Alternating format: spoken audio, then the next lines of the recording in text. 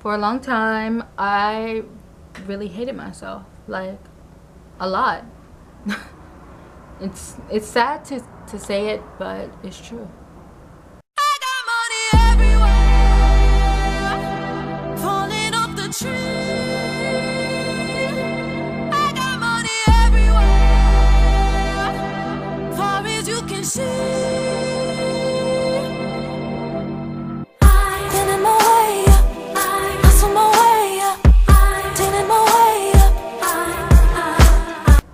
Hey guys, it's your girl Armani, and I'm back with another video. And if you are interested on these curls right now, a curly hair routine is going to be up. I'm showing you guys exactly what I did to get my hair like this and what products I use. But today's video is actually going to be a serious topic, and it's something that I've been wanting to talk about for a long time now. And it's something that a lot of people, a lot of teenagers, I guess you can say, face. I know for a fact because I have friends who dealt with this and who don't even know that they have it. And yeah, so it's been a tough journey for me too. So I know exactly what people are going through. And the topic is self-love and self-hatred. So I probably say the beginning of my self-hate was when I was a little girl. I remember going to the doctors, and I have an older sister, and she's a lot smaller than me, and a lot of people compared us from the way we looked and how big we were. Now, I'm not a big person. Like, I don't think I'm like obese or anything. I'm just a little overweight like any normal American. But they will always compare me and my sister because we were so close in height and so close, and we're 11 months apart. So they're like, oh, she's like this and you're like that, so you should be on this scale and she should be on that. So for a long time, I was like, I hated myself for the way I looked, and my brother knew how to nitpick at me. So whenever we would get into arguments, like the first comment he would say is like, that's why you're fat. And it would really hurt my feelings because I was already being told by doctors that I was quote unquote unhealthy, and I was fine. You know, I was perfectly fine. I look back at pictures and I'm like, what were you thinking? And it just dug that hole deeper, and it made me hate myself even more, and it made me like wish I was never even alive. So on top of that, I just was not happy with who I didn't fit in. I didn't feel like I fit in anywhere. I still don't feel like I fit in. And I didn't embrace my uniqueness and my differences. I didn't really know that I was special, that nobody will ever be me. And that's why it's so important. And that's why you should love yourself, is because you are your only you. You are your best you. And when you're at that point in your life, like, life can get no better than that. So, you know, I was very young. I was like 10 years old. And I used to tell myself, I was like, you're so ugly, you're so stupid, you're so dumb, you're never going to be anything in your life. Nobody will ever love you. And these are the things that I was saying to myself. And that's when I realized that I hated myself. And I would say I hate myself probably every day. Especially when I did something stupid. It was like, oh, immediately, like, I start like saying things about myself that obviously you shouldn't say to yourself. You shouldn't even talk about yourself in this way. And I would do it, and it was really hard for me because I didn't have anyone to talk to, and I didn't know what I was going through. I didn't know I hated myself. I didn't know, like, I was suffering from depression. Like, I didn't know that I didn't fit in, and that I felt like I wasn't wanted, but I didn't know how to voice that. So I want to say I got into middle school, and a year before I went to middle school, my granddad and my great uncle passed away.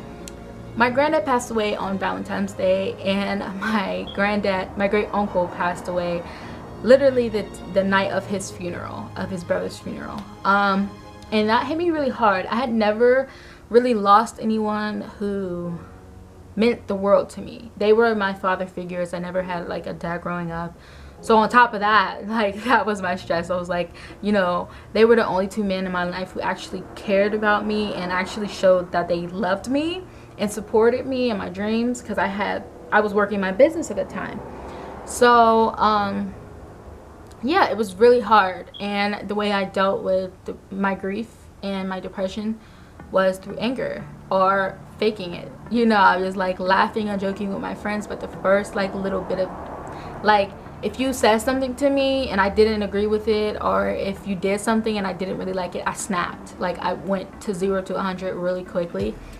And it was scary because I didn't recognize myself and I didn't understand like why I was like hurting so bad. So during my middle school years, along with the loss of my great uncle, my granddad, I also was like losing friends and gaining friends. And my brother and I weren't in the best of terms. Like, our relationship really got to the point where, like, honestly, I can say, like, we didn't even like talk to each other. We would like literally be in the same room and didn't even say hi.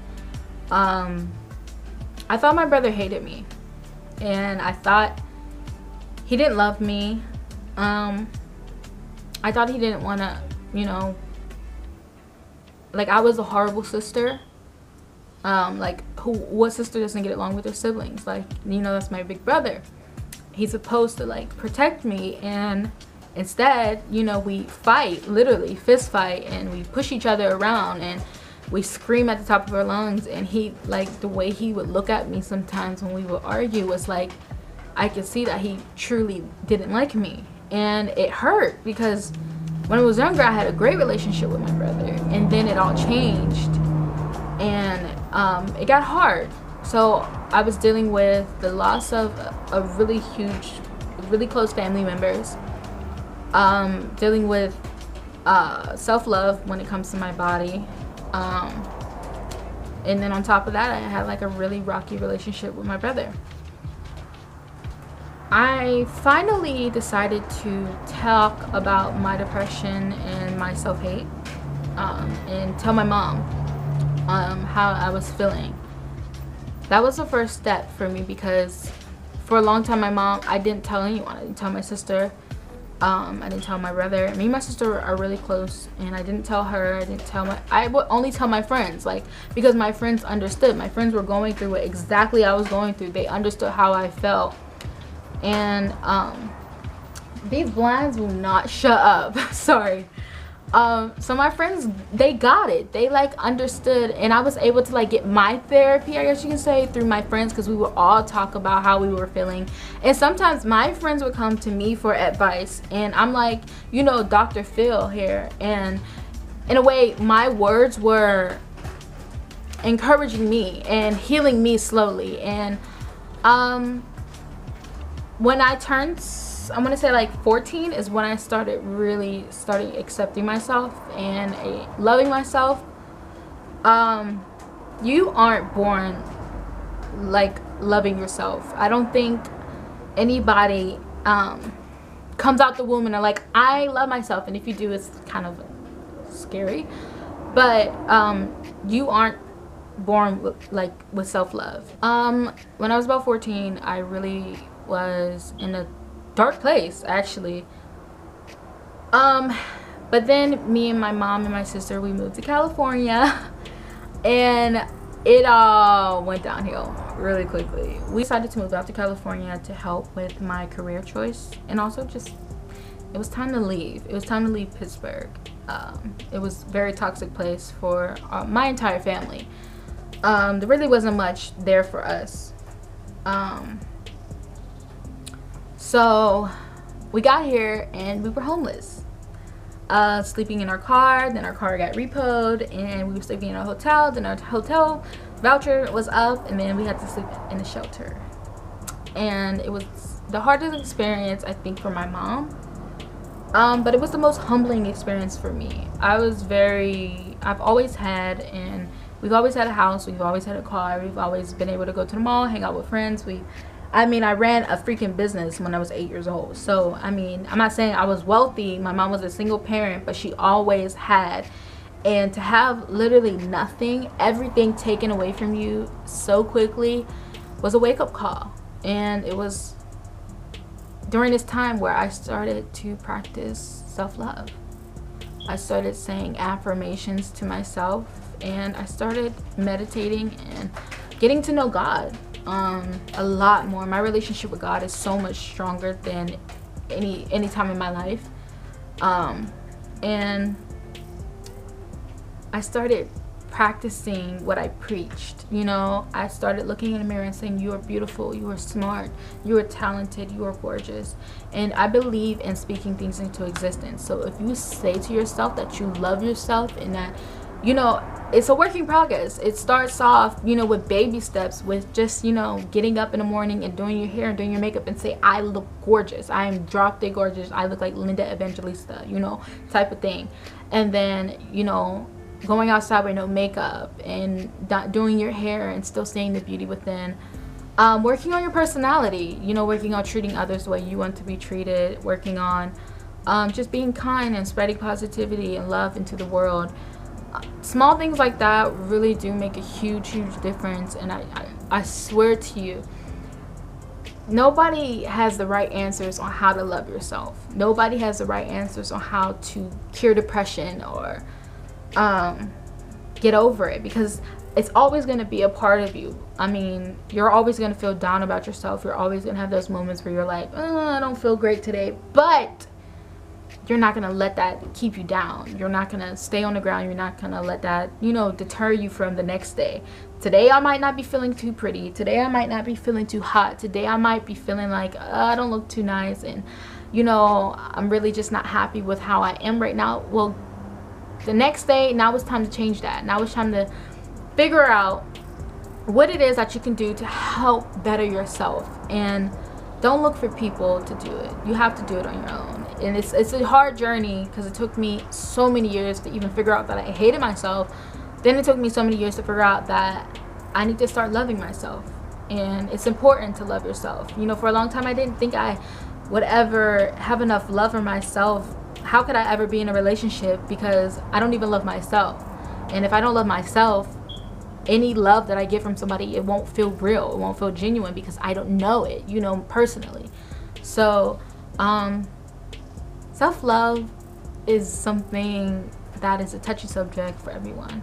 But I just want to say to all my teenagers out there, to people going into high school, going into middle school, and, you know, you're going through these changes. You're discovering yourself, and you're discovering a lot about yourself, and it's going to be a hard journey.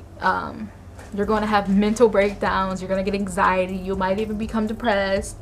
But I promise you, if you work on it, and if you actually admit it to yourself that you have a problem and that you want to fix it, that's the first step to getting better. And, you know, everybody's method to how they did it, how they started loving themselves, is different. And I just want to say to everyone out there, if you don't know that you are loved, you are. I mean, I don't judge anyone, and I think everyone is a beautiful soul. And if you don't know that you are loved, and that you are beautiful, and that you are smart and talented and special and different and a misfit, and you don't fit in, because you aren't normal, and that is okay. And that is what makes you beautifully flawed and just so perfect and perfectly imperfect. So to all my babies out there, to all my friends and family and supporters, hopefully, I just want to say thank you for letting me even share this, because it's been a journey that has been hard, and it's an emotional journey. I'm smiling now, but, you know, the past couple of years I wasn't smiling. I was crying a lot. I used to cry every night. And now I'm able to talk about it, and now I'm able to open up, and hopefully somebody out here watches this video and gets inspired, and, you know, realizes that, you know, there's something wrong, and that it's time to change. And I think the first step into making this world better is by making yourself better. So that is the end of this video. This is the self-love video, and I'm no preacher. I am no genie. I do not have all the right answers, and, you know, I'm just sharing my experience. So I hope you guys like it. Give this video a big fat thumbs up if you love yourself and you practice self-love, because it's very important. Also, comment down below one thing that you really love about yourself. One thing I love about myself, I love my heart. And I am a very closed off person. In person, I'm very, I guess you can say, you know, standoffish. You know, I'm not emotional, meaning I don't like giving hugs. I don't like being affectionate. But when I am, you truly feel it, and you truly understand, and truly know what Armani's love is like. Not to be cocky or anything, it's just something that I love about myself. Find something that you love about yourself and comment down below. I'll see y'all in my next video, and peace. Bye, lovelies. My curls are really popping. I love my hair too. I love my hair. Who knows that song, I Love My Hair, from what's it, Elm Street? Elm Street? Is it called Elm Street? With Elmo in it? You know, she's like, I love my hair. I love my hair. It's such a cute video. Okay, bye.